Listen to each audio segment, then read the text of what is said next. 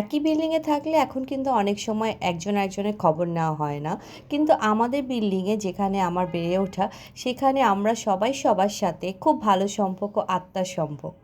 Hello everyone, আসসালামু আলাইকুম। Welcome to my another new video which is about Tamal and সাবাস wedding reception blog.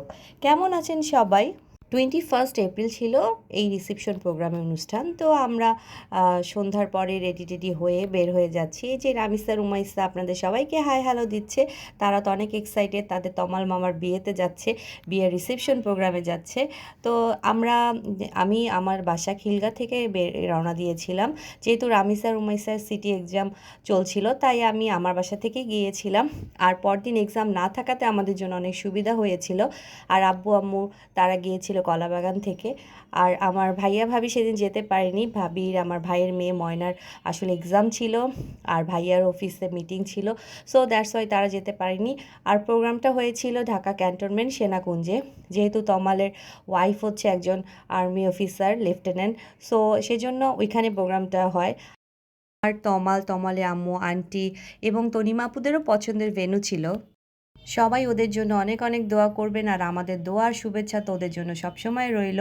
আর সেদিন মজার ব্যাপার ছিল, রাস্তা একদম ফাঁকা ছিল। আমরা মনে হয় 35 মিনিটসে খিলগা থেকে ক্যান্টনমেন্টে চলে আসি। আর এই যে দেখেন আমরা ভেন্যুতে চলে এসেছি। আর মজার ব্যাপার হচ্ছে আমরাও গিয়েছি, আব্বু আম্মু তখন গিয়েছে, একসাথে আমাদের এন্ট্রি হয়েছিল। আর তমাল হচ্ছে আমার নেইবার ব্রো। আর হচ্ছে ওদের বিয়ে হয়ে গিয়েছিল আগেই, আক্ট হয়েছিল। এটা ওদের ওয়েডিং রিসেপশন প্রোগ্রাম হয়েছে সবাইকে নিয়ে। তো আলহামদুলিল্লাহ খুব সুন্দর আয়োজন ছিল। এখানে তমাল আব্বুর সাথে ওর ওয়াইফের পরিচয় করিয়ে দিচ্ছে। অলরেডি ওর ওয়াইফকে আমরা সবাই দেখেছি, আমাদের সাথে পরিচয় হয়েছে, কিন্তু আব্বুর সাথে ফর্মালি একটু তমাল পরিচয় করিয়ে দিল।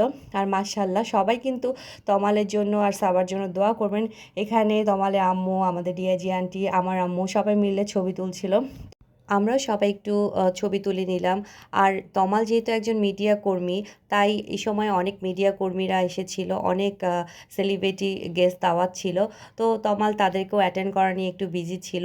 তো স্বাভাবিক, এটাই হবে, কারণ ও একজন মিডিয়াতে কাজ করে। তমাল এবং তমালের ফ্যামিলি, তনিমা আপু, মন্টি ভাই, আন্টি সবাইকেই চেষ্টা করেছে সময় দেওয়ার জন্য।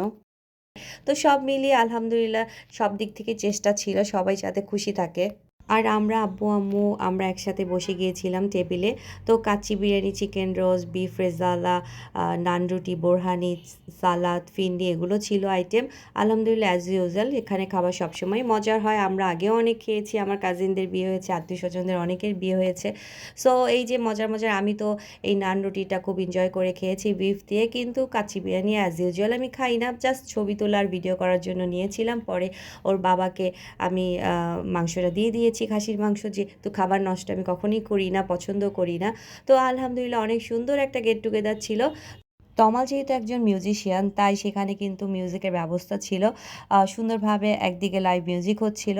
তো আলহামদুলিল্লাহ সুন্দর প্রোগ্রাম ছিল। আমরা সেখান থেকে বের হয়ে আমার আম্মুর বাসায় কলাবাগান যাই। সেখানে এক কাপ চা খেয়ে আর আমার দুই ভাইজির সাথে আমি একটু দেখা করে আমরা আবার খিলগা চলে আসি। তো আলহামদুলিল্লাহ সুন্দর সময় কাটিয়েছি। সবাই আমার এই পরিবারের জন্য দোয়া করবেন, আর নতুন নতুন ভিডিও দেখার জন্য আমন্ত্রণ রইল। ততক্ষণ পর্যন্ত সবাই অবশ্যই নিরাপদ এবং ভালো থাকেন। আল্লাহ হাফেজ, আসসালামু আলাইকুম।